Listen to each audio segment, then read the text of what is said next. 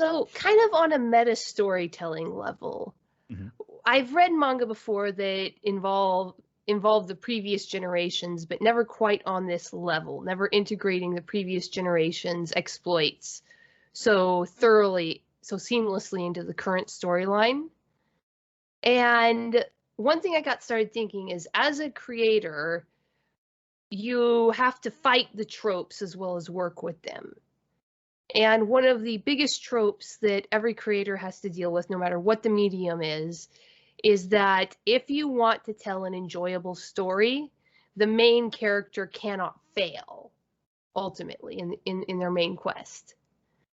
There are certain types of media, certain types of stories that do that, tragedies and other things like that, but they're not very satisfying, and they're definitely not something that can be marketed.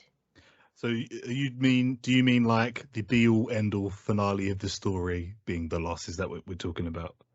Yeah, or Yeah. just having the main character take a major loss that they never fully recover from. Right. And that they can't overcome with their own power in the end, especially in a shonen manga. Yeah. And yeah, I I'm definitely thinking, don't see it in a title like this. Yeah, and those are very, very there are a few stories that do that have the main character fail, but they either twist it and make it some sort of like, well, maybe that wasn't the ultimate goal you wanted after all, but it's a very, like I said, it's a very niche thing to have the main characters truly fail. Yeah. And the backstory of the previous generation is so detailed.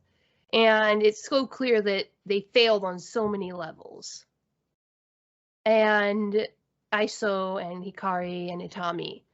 And I was wondering if this story might be a product of Matsumoto saying, well, how could I tell a satisfying story where the main characters fail?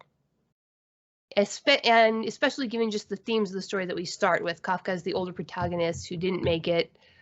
And I think, and you get this weird sensation where Kafka is off screen a lot more than your standard protagonist. And it makes me wonder if one of Matsumoto's goals, he started with the story of Daddy Shinomiya and Mommy Shinomiya, and them failing. Mom dying or worse, dad icing up and letting his daughter basically grow to adulthood without the emotional support she needed. Yeah. And all of that, and then saying, okay, here's this story, but you can't just end it like that. So I was wondering, I've been pondering if this is an attempt to write a story where the main character fails without bogging it down in that sense of ugly depressiveness that you get typically in that type of story.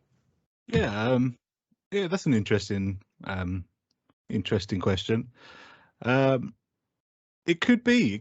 I can see just the way Matsumoto writes, and he's, they're very good at making.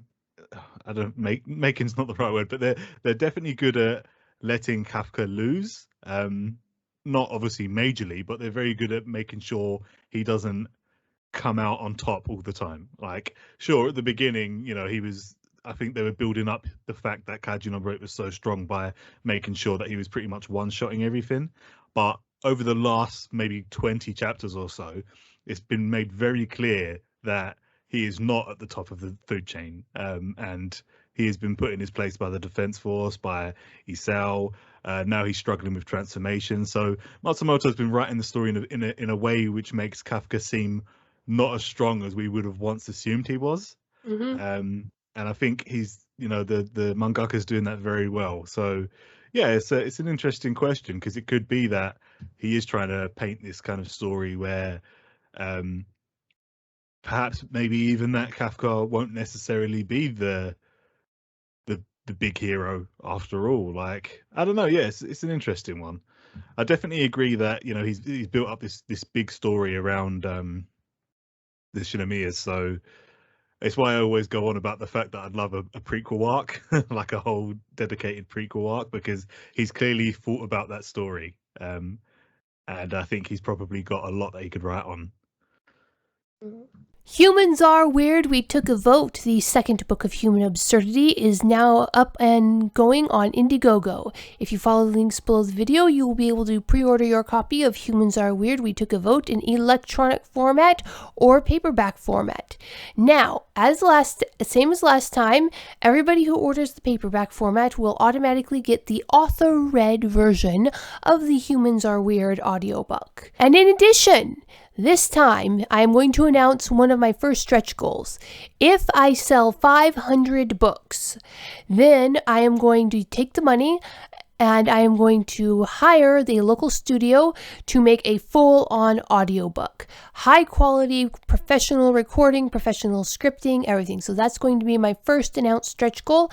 At 500 books, I am going to hire Willamina Studios to make a full-on audiobook. Everybody who orders a paperback book will get the audiobook as a matter of course if we reach that first stretch goal.